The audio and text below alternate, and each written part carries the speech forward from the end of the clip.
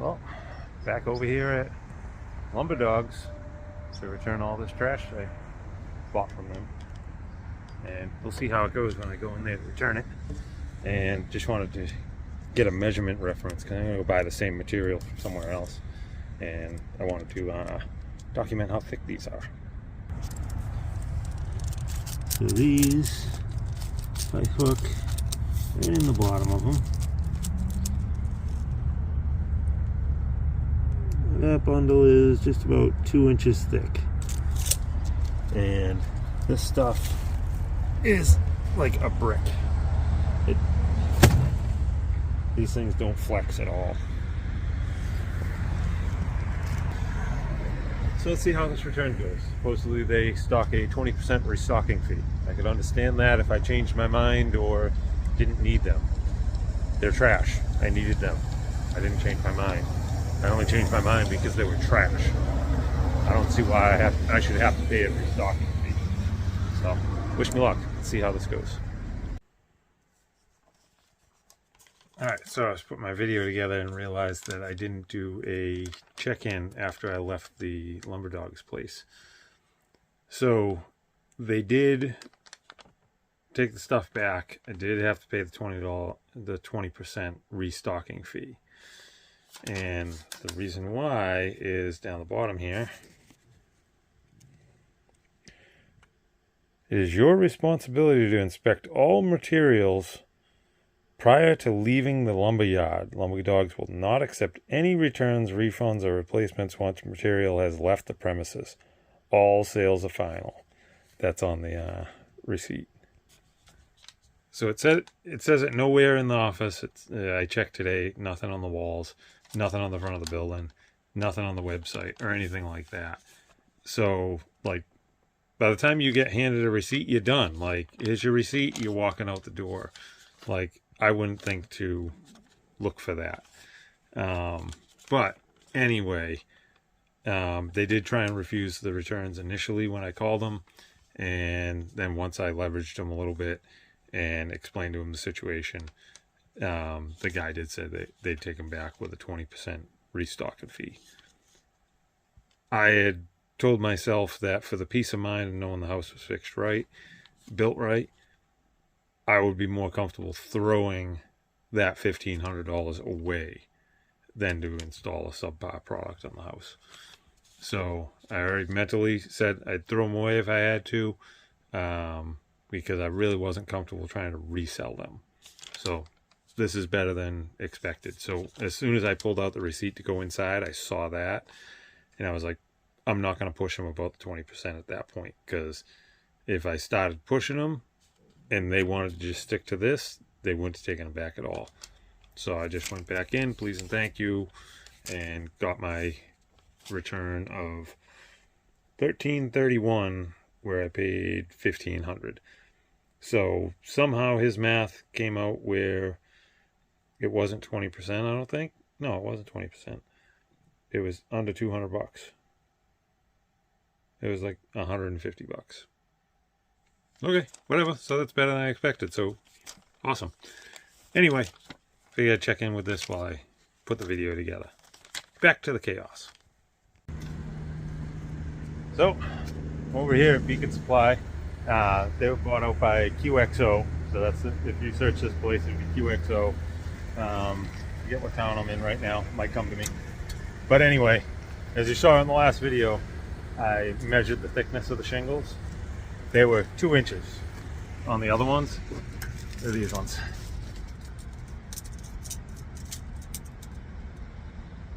But there we go. That's a solid 2 3/4. Yeah, there we go. Yeah, that's a solid 2 3/4. So those things were impacted 3/4 of an inch. And look, these are all nicely, all plastic wrapped still from the factory. No spray paint on them. No warning labels saying there's no warranty and all that stuff. And I dealt with Barry here. Absolutely super nice guy. Him and the guy running the forklift, I didn't get his name. They were both super polite. I stopped by here before when I bought the other ones from the other place because I needed to get the cap shingles for over the ridge vent. and got the ridge vent from them also. And they saw I had them. They were super polite about it. They didn't like shame me for buying them or anything like that or anything. They were super polite about it. And then today, absolute pleasure. Absolute pleasure. Can't recommend this place enough.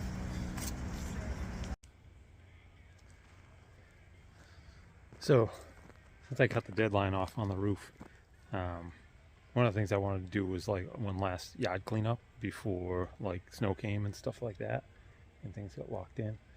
So one of the things I wanted to cut all this bushiness off the bottoms of these pine trees, just because it just looks pretty terrible.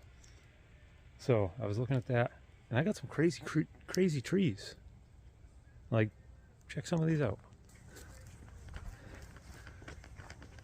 So this is all like the dense, scraggly skirting on the bottom of it that I want to cut off, you know. And then, yeah, that's a normal tree. And then you got this guy. That's a double. No, wait. That's triple. Okay, so that goes up as 1, and then branches to 2, and then up to 3. But then if you come down over here, you look at this one. Look at this big guy. Again, all this scraggly stuff splits right off to 3 right here and goes up. Now for the crazy one, look at this one. This one goes up, and you see the light through it right there? I think there's branches going through one, through the other. But then if you follow it up, it splits off to 2, and then right there it splits off to 3. See that split off to 3 there? You can see right there, see a little air between there and there. Yeah, so see that's 3 trunks, and then that goes back up and fuses back into 1. See, that comes down, splits clearly into 2, and then back down here. So it goes from 1 to 3 to 2. And then way further up there, it goes back to 3.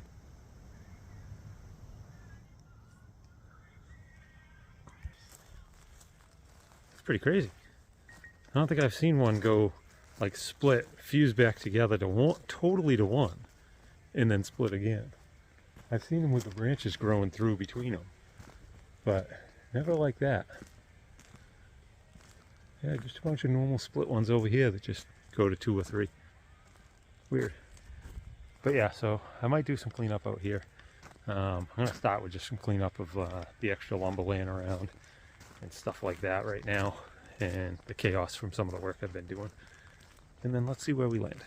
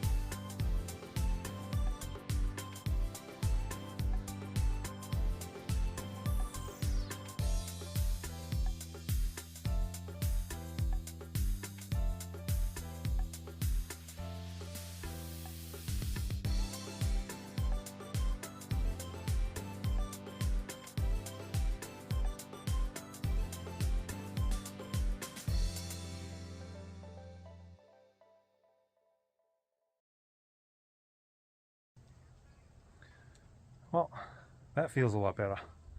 All that debris is cleaned up, all the wood's out, all the leaves are blown away from the house.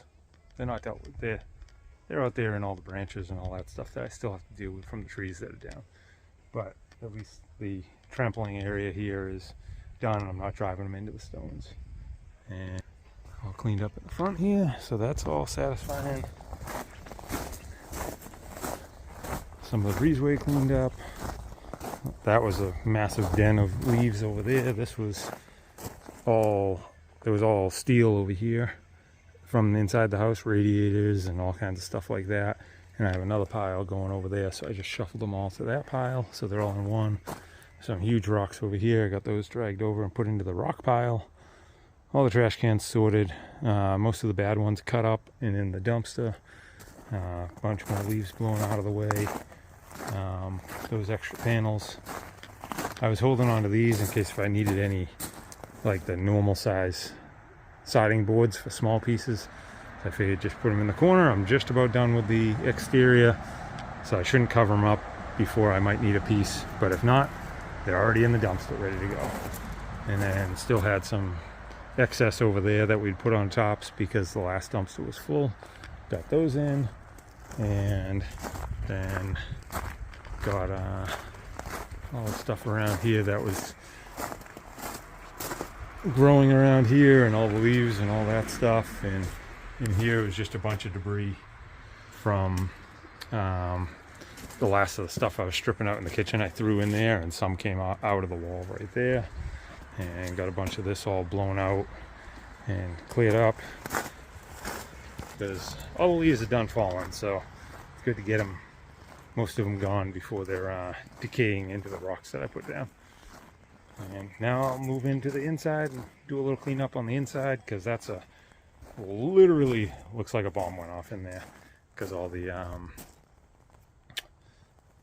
cutting I've been doing in there and everything else. So I'm gonna do a quickie cleanup in there, and we'll be without daylight shortly, so perfect timing to turn around and go inside. And I didn't start out front. I figured that's kind of elective stuff. All the stuff's gathering around here, just growing in on you, just makes you feel like terrible, too much stuff laying around. So I wanted to get all this dealt with, so maybe over the next few days I may go out there and trim that up before we get some snow or something. But either way, going inside.